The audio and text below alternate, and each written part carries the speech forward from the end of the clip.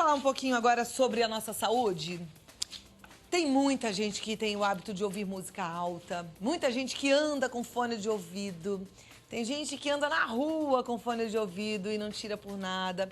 Às vezes é inevitável, trabalha-se num ambiente de muito barulho, né, de música muito alta, mas a audição sofre com toda essa história. Mas quem explica melhor é o Dr. Jamal Azam, que é otorrinolaringologista do Hospital Lefort. Eu recebo com muito carinho. Boa Muito tarde. obrigada por ter vindo. Obrigado a vocês. Você sabe que eu sou fã do Hospital Lefort, né? Que Quero bom. mandar um beijo, inclusive, pra Neila, que é uma querida nossa. Neila é ótima. Você pode levar o meu beijo pra eles todos lá. Com São certeza, muito carinhosos, um hospital hospital de muito maravilhoso, padrão. uma infraestrutura perfeita. Agora, vamos falar um pouquinho do ouvido em relação a esses barulhos do dia a dia. Prejudica mesmo? O ouvido, ele é um órgão sensorial. Ele se comunica, com o meio ambiente, ele capta as ondas sonoras. Então, ele tem que ser muito, muito sensível, né? No nosso dia a dia, a gente acaba sendo envolvido pelo ambiente de trabalho, até pelo ambiente de lazer, e acaba esquecendo que esses ambientes podem gerar algum problema para nós, alguma lesão. Então, por exemplo, se alguém fica muito tempo no sol, a pele vai ficar queimada. Se você olhar para o sol ao meio-dia, o seu olho vai reagir. Agora, se o som estiver muito alto e principalmente por um tempo prolongado, é muito possível e provável que haja lesão auditiva induzida pelo ruído. E essa lesão, ela vai perdurar? Porque, por exemplo, agora nessa época de carnaval, muita gente vai atrás do trio elétrico, né? Aquele barulhão e vai que vai. E aí, no final de uma festa como essa, a pessoa percebe que tá ouvindo menos, o som tá mais abafado. Olha lá a foto do trio elétrico. Mas depois a sensação é de melhora, assim, passou, não tô tão surda quanto ontem. Ou é só uma adaptação? Se houver a lesão, essa lesão ela é definitiva. Então, eu costumo dizer, o trio elétrico passa, mas a lesão fica. Entendi. Então, muito cuidado durante a exposição a esses ruídos muito intensos, porque se houver uma lesão, ela pode ficar definitiva. E muitas vezes, essa lesão ela não é percebida pela pessoa, porque essa lesão ocorre em frequências agudas, as quais nós não usamos no nosso dia a dia. Então, essas lesões podem acontecer mesmo sem a pessoa perceber, ou seja, no dia seguinte, melhorou aquele barulho, aquele desconforto do trio elétrico, mas a lesão pode estar lá. E muitas vezes também acaba deixando aquele zumbido, aquele barulho que fica incomodando e que pode ficar como sequela. Não só no trio elétrico, né? E os mais tradicionais falam, na minha época, que era da bandinha, não tinha. Mas a bandinha também, quando vem aquela corneta pertinho do ouvido, também pode ter feito lesões, não é verdade? Certeza, e aí com tem certeza. as festas também, caixa de som, ambientes de muito barulho. Agora, tirando esse momento que é de aglomeração e de som geral, né? A gente tem o som individual, que é aquele som egoísta e que a gente coloca o fone de ouvido. O uso frequente do fone de ouvido pode causar uma lesão ou não? É só um pico agudo, assim, quando ouve muito alto? O principal é uma relação que existe entre o nível de intensidade sonora, ou seja, qual é o volume que a pessoa está ouvindo e o tempo que essa pessoa fica escutando.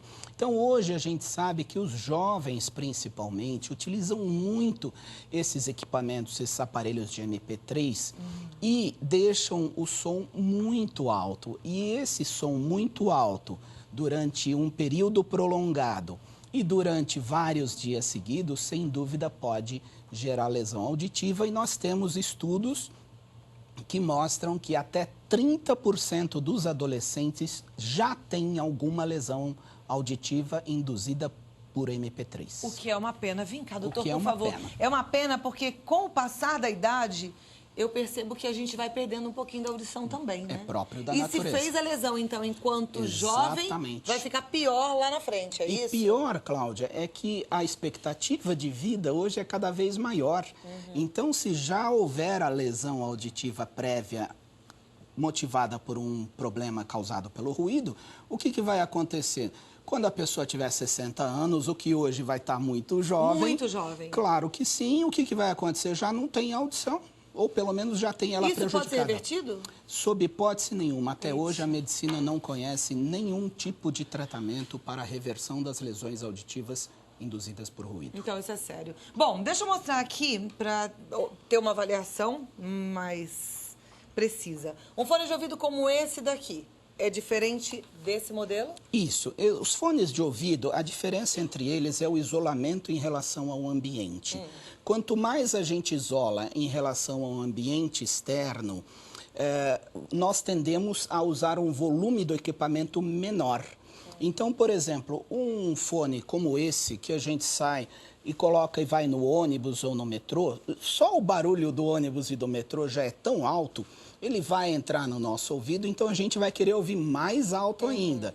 E nós realmente não temos noção do quanto a nossa cidade é barulhenta. Tá, essa proteção, ela de fato é uma proteção para o nosso ouvido ou não? Não confiem nessa proteção, Não. Isso é um conforto, não é uma proteção. Tá, no caso então, um fone de ouvido como esse daqui, que isola bem o barulho externo, é o ideal? Ele é mais recomendado do que esses pequenos, porque esse, como ele isola o ambiente externo, você tende a ouvir com conforto, sem o barulho de fora. Existe algum problema porque ele é introduzido no ouvido ou não? Não, esses problemas não costumam acontecer porque ele é sobreposto aqui nessa região. Agora, eu trouxe uma coisa muito interessante, que é esse limitador de intensidade sonora. Então, esse é um equipamento, ele não é ainda vendido no Brasil, mas você coloca o fone de ouvido aqui, você coloca o plug do fone de ouvido aqui, e aqui você põe no seu aparelho de MP3. Aí o que acontece? Esse equipamento, ele vai reduzir e deixar passar a intensidade sonora de no máximo 70 decibéis. Mesmo que eu queira aumentar, não vai? Mesmo que queira aumentar, não vai. Esse é um castigo pro filho. É. Agora então, você vai ouvir vamos assim.